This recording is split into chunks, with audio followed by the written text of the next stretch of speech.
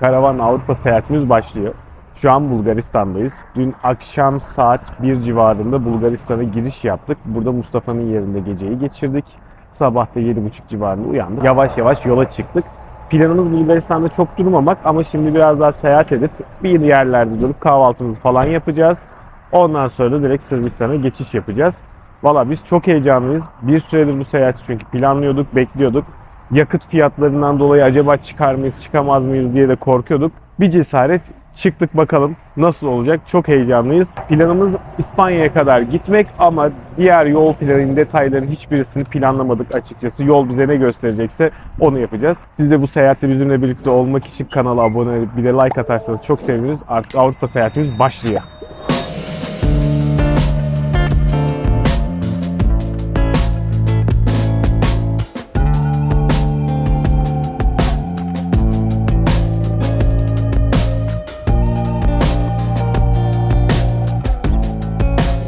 Şimdi Sofya'nın çıkışında bir benzin istasyonuna geldik. Gülbeniz içeride yavaş yavaş çayı koydu, yumurtayı falan yapıp kahvaltıyı hazırlamaya başlıyor. Ben de biraz ayaklarımı açmak için yürümeye başladım. Bir süredir araba kullanınca haliyle insan ister istemez yoruluyor. Aklınıza bulsun, böyle seyahatlerde ayağınızı açmanız önemli. Bulgaristan'daki dinlenme istasyonlarında dikkat edeceğiniz konu şu: bilinen birkaç istasyon var. Onlarda mümkün mertebe mola verin.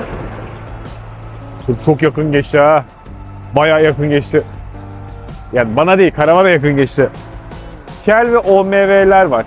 OMV isimli benzin istasyonları. Onlarda mola vermeye çalışın mümkün mertebe. Çünkü diğerlerinde böyle güvenlikle ilgili sorun yaşayabilirsiniz. Şimdi gidelim bir şeyler yiyelim. Belki bir de Sırbistan'a girdiğimiz zaman da bir cevabı yeriz. Kapattıktan sonra aklıma geldi, önemli bir şey daha var. Böyle uzun yolculuklar yaptığınız zaman karavan gibi, motokaravan gibi küçük alanlarda bulunduğunuz zaman durduğunuz yerlerde aracın camlarını, havalandırması, hekilerinizi falan açın. İçerisi inanılmaz karbondioksit birikiyor. Bir de nem yapıyor ister istemez nefesten dolayı. Onlar uçsun. Yoksa böyle yol boyunca ay benim uykum geldi diye devam edersiniz.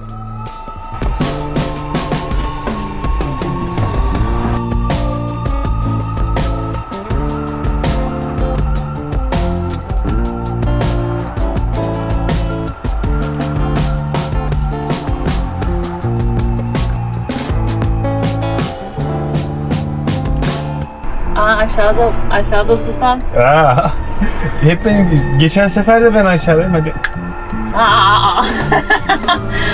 Ya. Sırf sevindi, sırf. Bu arada Bulgaristan'da yakıt fiyatları Sırbistan'dan daha ucuz. Rotanız bu şekilde gidiyorsa Bulgaristan'dan almanız daha mantıklı. Yaklaşık litre başına şu anda kuruyla 10 TL gibi bir fark ediyor. Tam sınıra gelmeden yaklaşık bir 60 kilometre kala bir tane Shell var. Rahat, hem dinlenebileceğiniz bir yer hem de yakıtınızı alabileceğiniz bir yer. Önerim burada yakıtınızı alın, Sırbistan'a öyle geçin. Bizim araba yaklaşık 75 litre yakıt alıyor şu anda. 10 liradan vurduğumuz zaman 750-800 lira böyle seyahatin bütçesini toplayabiliyorsunuz. Aklınızda bulunsun.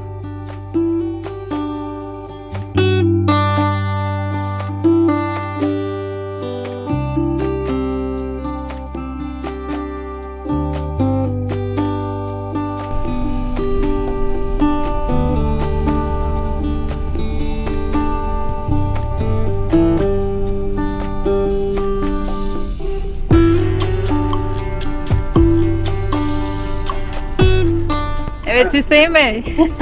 Sırbistan sınırını geçtik. Beklediğimden hızlı geçtik görünüyor vallahi açıkçası. Hızlı geçtik ama bu aradaki vinyet mevzusundan bahsetsek mi acaba, yediğimiz golden? Buyurun lütfen. Buyurun siz anlatın. Şöyle, Bulgar sınırından çıkıyorduk. Ya da sen anlat ya. Neyse, anlatıyorum. Bulgar sınırından çıkıyorduk. Bizi işte evraklarınızı alın bir gelin dediler. Gittik. İşte vinyet kontrolü falan yapıyorlar. Biz gayet şeyiz yani, kendimizden eminiz. Çünkü her defasında vinyetlerimizi alıyoruz. Adam dedi ki burada ceza var.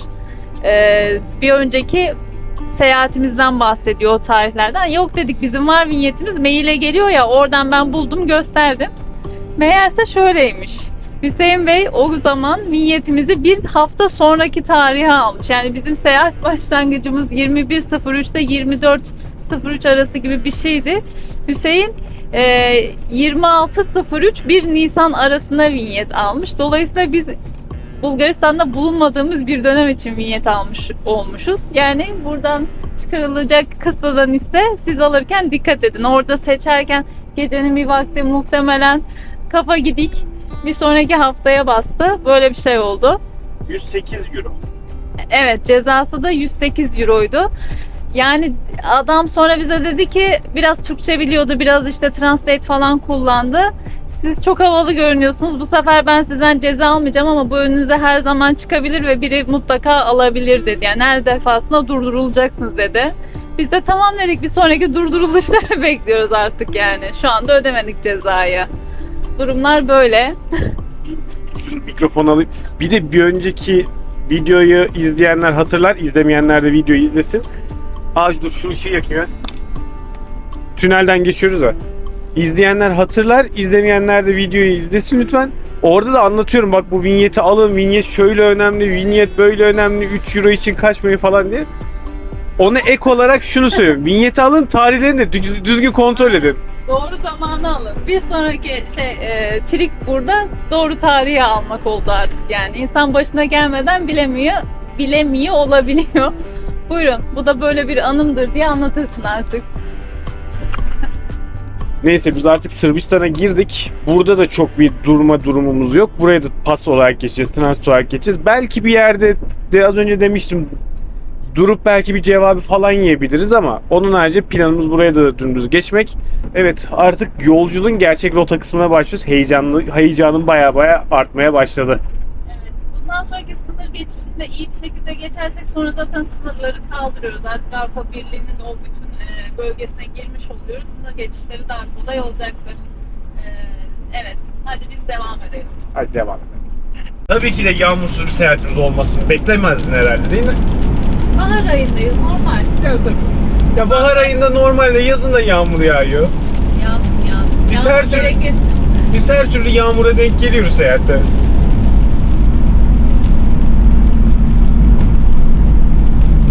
A few moments later.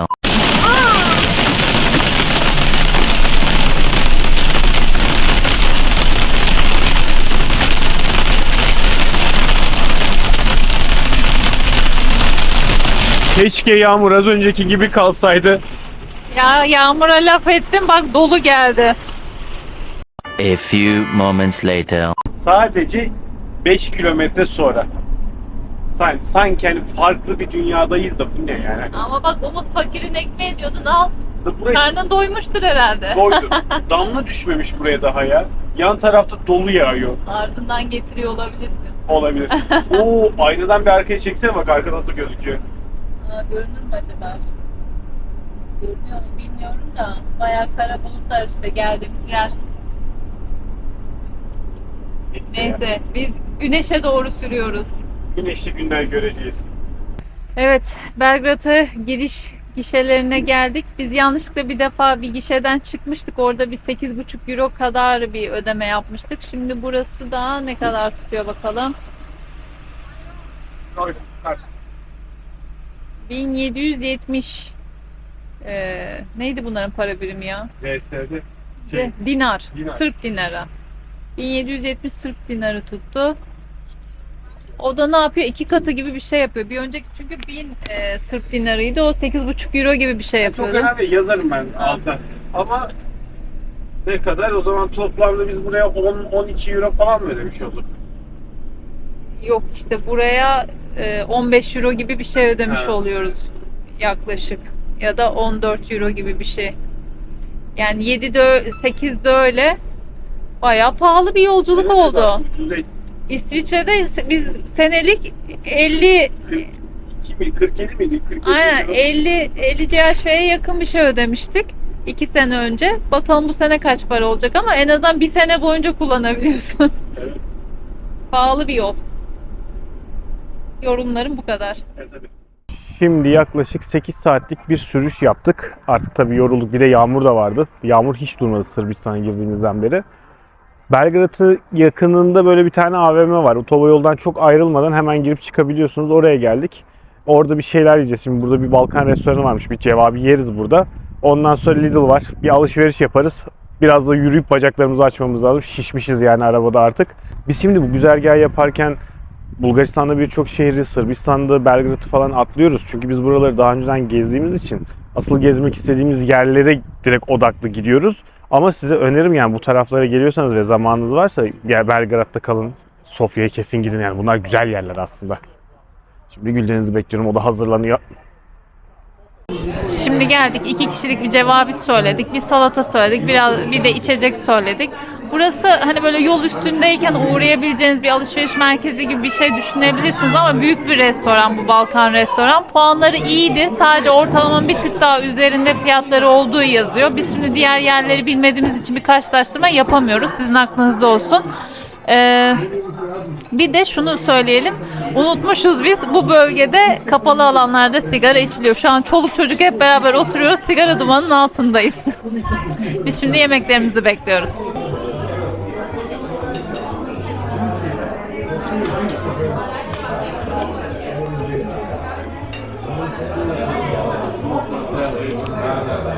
$3.980 tuttu toplamda.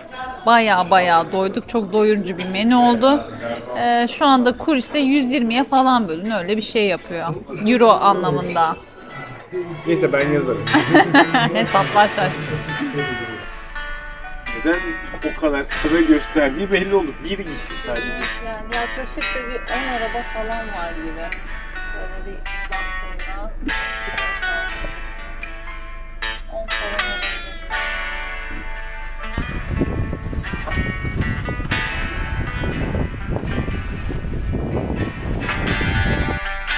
Evet, saat 9'u çeyrek geçiyor. Yaklaşık bir saatte bu sınırı geçmiş olacağız. Sırbistan'dan Hırvatistan'a geçiyoruz. Totalde bir saat kadar bir sıra sürmüş olacak. Çok az kaldı şimdi gişeye.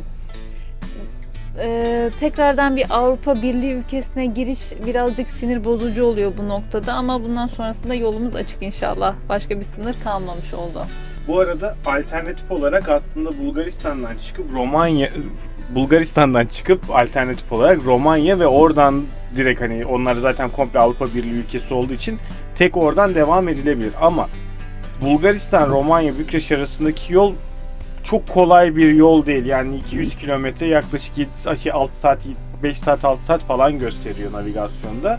Hani bizim bugün derdimiz uzun yol yapmak olduğu ve alanları geçmek olduğu için bu Bulgaristan'dan Sırbistan buraya kadar hani zaten komple otoyoldan gidildiği için biz hani o yüzden bu yolu tercih ettik ama hani siz eğer hani ekstra başka yerleri görmek istiyorsanız diğer alternatif kullanabilirsiniz. Kilometre olarak aynı gösteriyor. Süre olarak orası böyle bir saat daha uzunmuş gibi gösteriyor ama gümrükleri de işin içine koyduğunuzdan aslında aynı şeye tekabül ediyor.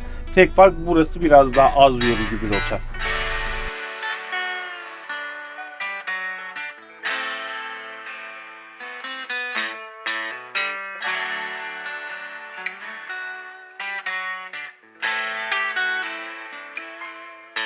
Şimdi bu Avrupa'daki birçok benzin istasyonlarında tuvaletler aslında ücretli. Size bir tane kağıt veriyorlar. O kağıtla marketten alışveriş yapıyorsunuz. 50 cent gibi bir fiyat vardı. Burada 1 euroymuş. Ona az önce bakmaya gittim.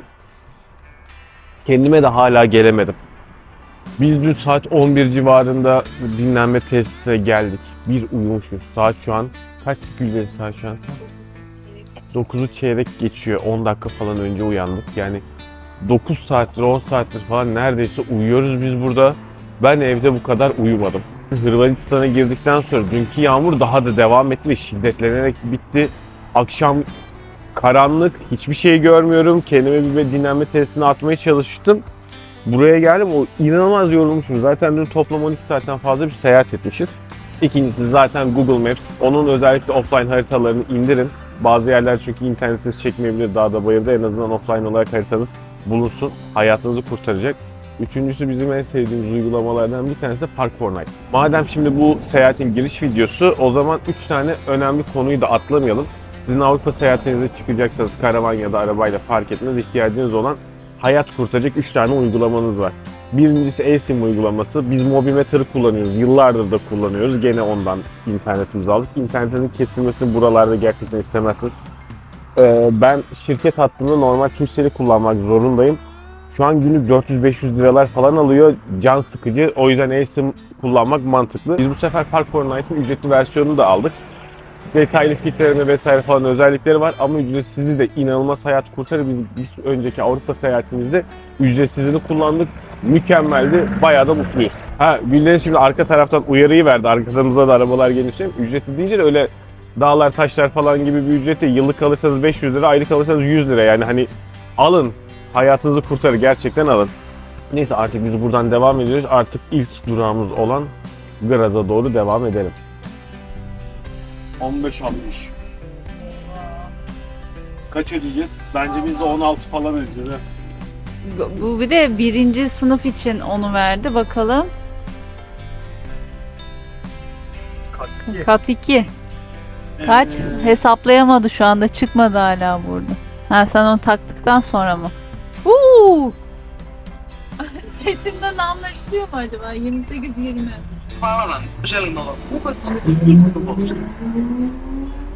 28 de be. Çok pahalı bir yolculuk oldu. Tamam bütün ülkeyi geçtik boydan boya otoyoldan ama bu paraya da yani niyet alıyoruz biz o paralara. Gerçekten pahalı bir yolculuk olmuş oldu. Evet.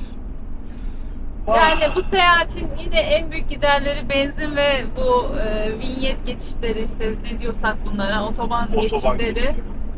olmaya devam ediyor. Geçen Avrupa seyahatinde de bizi en böyle bütçe gideri olarak yükseğe taşıyan şeylerden biri buydu ki onda birinci sınıf aracımız vardı. Bu aynı zamanda ikinci sınıf. Direkt 2 katını aldı bu arada. 2 katı mı aldı? Yok 2 katına falan çok oluyor yakın. ya. 16.50 idi bir önceki. 28-20 yaptı. Yaklaşık 2 katı diyelim. Hadi bakalım geçmiş olsun. Biz bir de geçen sene şeyde çok İsviçre'nin vinyetini kullanırken canımız sıkılmış çok pahalı diye.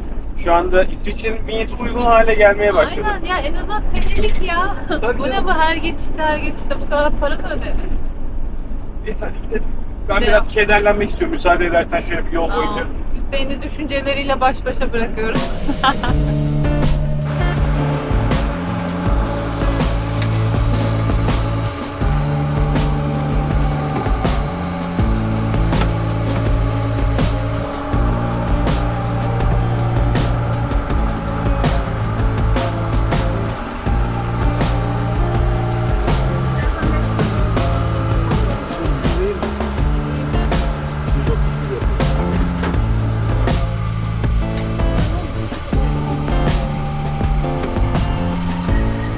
...74 litre 131 euro aldık. Litresi 1.77.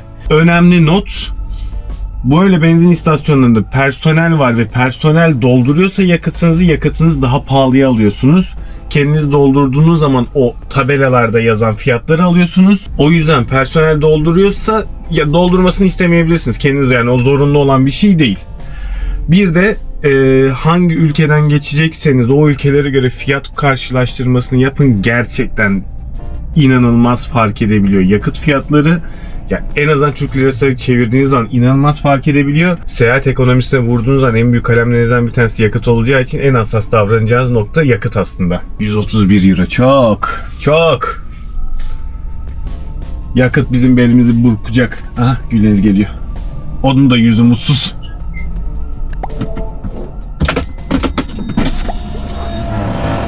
Tuvalet kuponumuz var. Kim kullanacak? Tuvalet kuponu. Bir tane miymiş? Valla Tuvalet kuponumuz varmış. Biz tuvaleti kullanmaya gidiyoruz. Bedava. Sen 1 euro oradan avantaj kazandık. Yani 130 euro olarak düşünebiliriz yakıt. sen mi ben mi? Kim Dur bakalım tek kişi mi? Hadi ben arabayı çekeyim.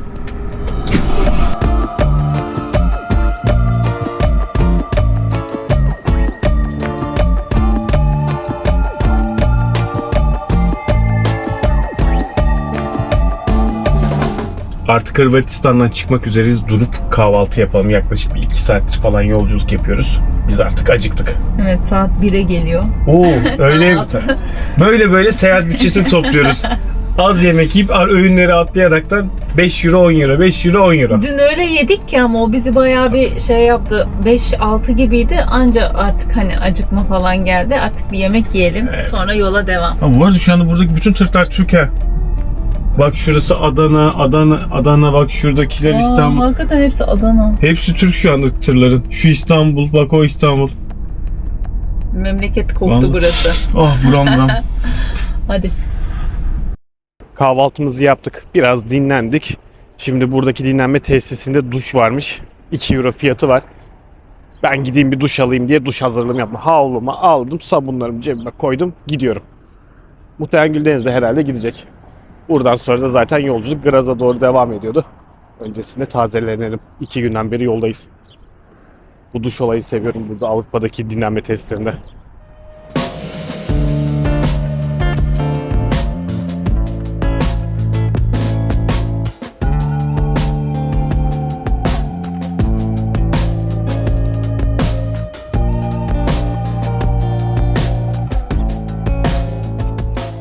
Sadece 80 kilometre geçeceğimiz Slovenya için 16 euro vinyet verdik.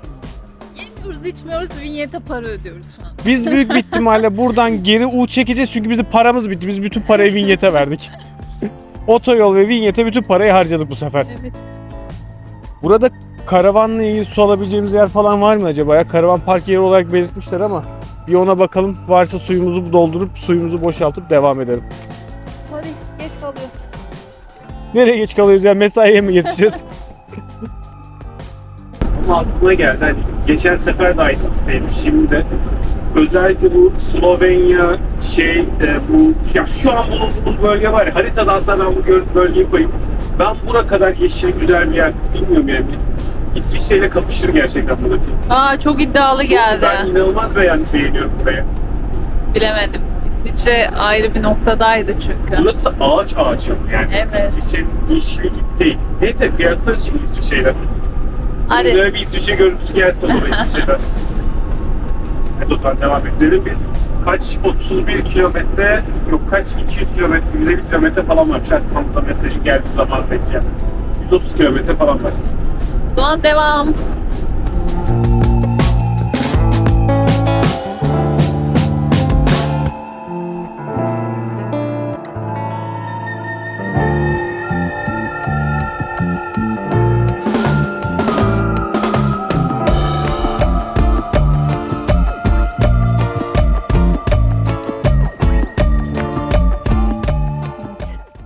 Vinyetimizi aldı geliyor. Bakalım günahımız neymiş. Biraz uzun sürdü. Ödeyemedi herhalde borcumuzu.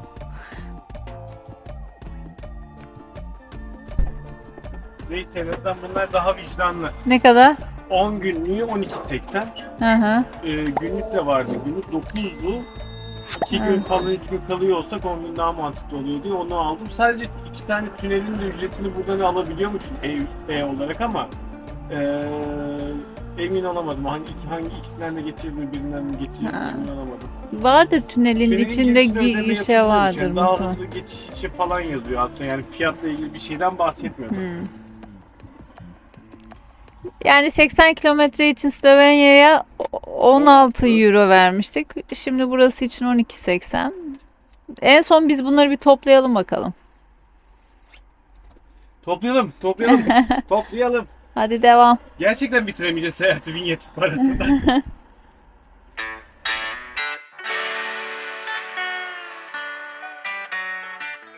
Şimdi Graz'a geldik. Hiçbir yere bakmadan dümdüz nedense insanları takip ederek bir yerlere doğru gidiyoruz. Ama hiçbir fikrimiz yok. Nereye gittiğimizle ilgili birazdan oturup bakarız.